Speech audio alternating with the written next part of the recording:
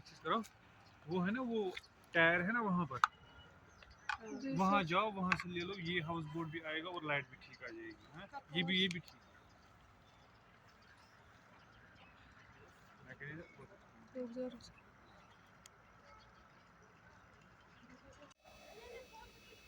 अस्सलाम वालेकुम नाज़रीन, हम इस वक्त मौजूद है दरियाए जहलिम के किनारे और हम आज जानने की कोशिश करेंगे यहाँ की हाउस बोट्स के बारे में। अभी देखे मतलब 32 सालों में कम अज़ कम 200-250 हाउस बोट डूब गए हैं।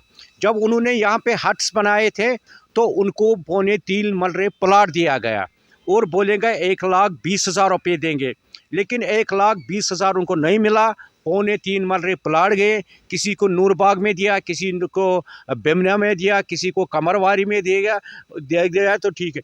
अब जो हम हाउस बोट वाले हैं अभी बच्चे हैं, हम कोशिश करते हैं इस वाटर बॉडी को ज़िंदा रखने के लिए।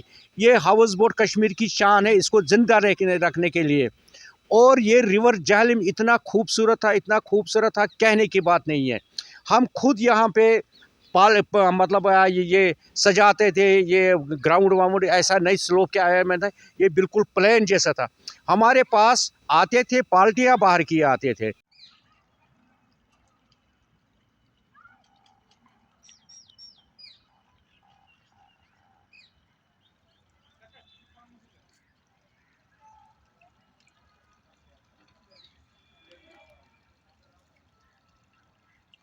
अब मेरा कहने का मतलब ये है, ये हाउस बोट जो है ये भी डूब गया था, लेकिन गवर्नमेंट की तरफ से कोई इमदाद, कोई कंपनसेशन इसको नहीं मिला। ये रजिस्टर हाउस बोट है टूरिस्टों के लिए। अब ये बेचारे ने कुछ इसकी बीबी के पास कुछ जेवरात थे, वो बेच डाला। अब इन्होंने वहाँ पे रिपेयरिंग करके, जो इसका बॉटम है, रिपेयरिंग करने के लिए आदमी को लाया, वो काम कर रहे हैं। लेकिन और भी पैसा इसको चाहिए, इसके पास फाइनेंशियल प्रॉब्लम है। ये अगेंस्ट लाइट है, ये है ना अगेंस्ट। ये यहाँ से जो डैमेज हुआ है इसके लिए फाइनेंशियली हेल्प की जाए। मैम, हर वक्त मैंने आवाज़ उठाई है, हाउस बोट वालों, रिवर जहलिम ने आवाज़ उठाई है।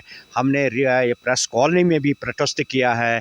हमारा साथ इंसाफ कीजिए। हमने सारी बात थ्रू बाय मीडिया वहाँ तक पहुँचाई, लेकिन अभी तक कुछ भी नहीं हुआ। इवन हम अगर डल लेक में प्रॉब्लम है, कुछ प्रॉब्लम है, ये जो होता है हाउस बोट की रजिस्ट्रेशन रिन्यू करने के लिए, लेकिन रिवर जहली में कोई प्रॉब्लम हमें नहीं है। हमें हमारी जो हाउस बोट की लाइसेंस है वो भी डिपार्टमेंट रिन्यू नहीं करते हैं।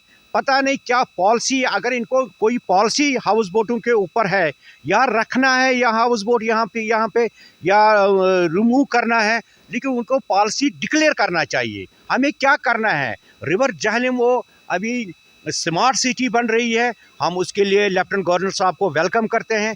1-2 साल में स्मार्ट सिटी बहुत अच्छी बनेगी, लेकिन उसके बाद भी तवज्जो आपको हाउस बोट इंडस्ट्री की तरफ देखना। जो बाहर से कोई टूरिस्ट आता है, उनकी पहले ही प्लानिंग होते हैं, कम से कम हम 2 नाइट्स हाउस बोट में स्टे करेंगे।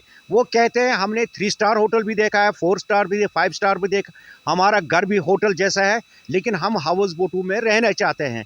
लेकिन जब वो हाउस बोट की कंडीशन देख रहे हैं तो वो टूरिस्ट यहाँ पे नहीं बैठते।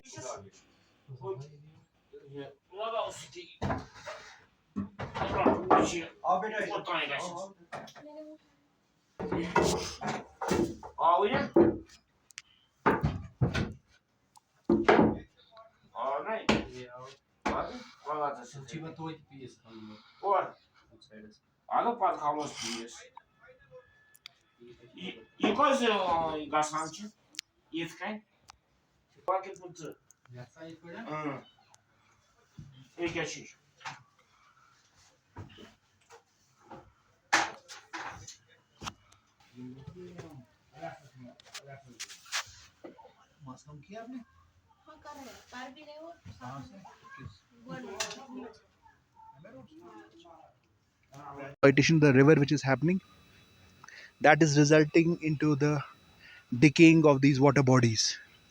So हमारी एक जिम्मेदारी है कि प्राइमरली इन लोगों से भी एक एक्सपेक्टेशन है कि ये जहलिम को क्लीन करें।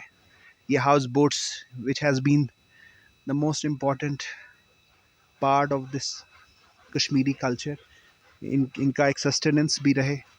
They should be rehabilitated, accommodated in a nice way. And the most important thing is that there should be a holistic approach towards the development of this river Jhelum, right from its origins of the Pir Panchals and from these hills, right up to its when it goes to Wooler and this thing. Because this is not only the lifeline in this thing, this is how we can continue the kind of responsibility which we are having towards our nature and towards the future generation.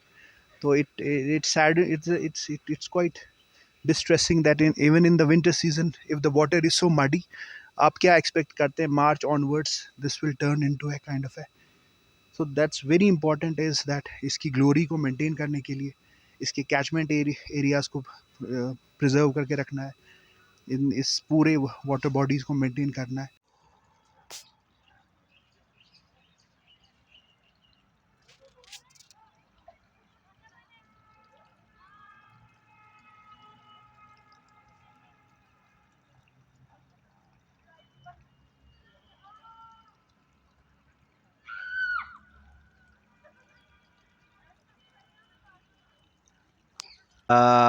मैं उस वक्त पैदा नहीं हुआ था. जो हमारे grandfather थे, फादर कहते थे, ये रिवर जहलम की स्टोरी वो बोलते थे, हमें शाम को सुनाते थे. ये रिवर जहलम कैसा था, कितने हाउस बोट्स यहाँ पे थे.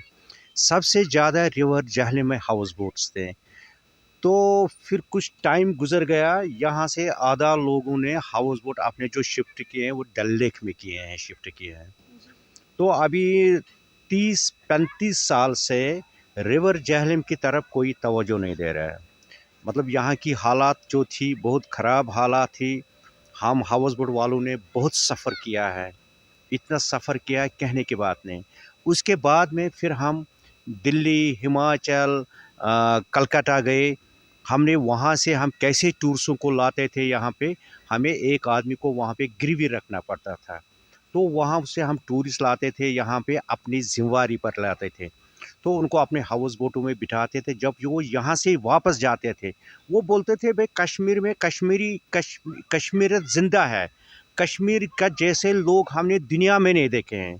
जितनी हॉस्पिटलिटी कश्मीर में हमने देखा है इतने हमने कहीं भी नहीं देखा है. We are having experts who can deal with us, but if there is exploitation both economic and otherwise, उसकी वजह से जो exploiting factors होते हैं वो rules को bypass करते हैं.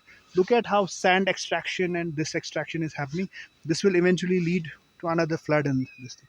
So primarily it's not only that you have to take resources, money and create smart city. You have to primarily have intentions right, that our intentions are right, that, and there is a thing called small is beautiful. You don't need to make giant roads, giant these things. You need to at a very smaller level, at a very individual level, try to maintain its glory, and that will be beneficial for all of us rather than going to for hardcore capitalistic ventures and this thing. It's very important कि at a micro level हम इसको maintain करें, इसकी beauty को maintain करें, जैसे ये thousands of years से ये पानी यहाँ से towards flow होता था कश्मीर. Thank you. तो आप देख रहे थे हम इस वक्त मौजूद रिवर जहलम के किनारे पे थे और यहाँ के हाउस बोट वालों की अपील ये है कि उन्हें मुआवजा दिया जाए ताकि वो इस डैमेज्ड हाउस बोट्स को वापस मुकम्मल वैसे बनाए जैसे पहले थे. आप देख रहे थे कश्मीर हेडलाइंस अनीसा अशरफ के साथ.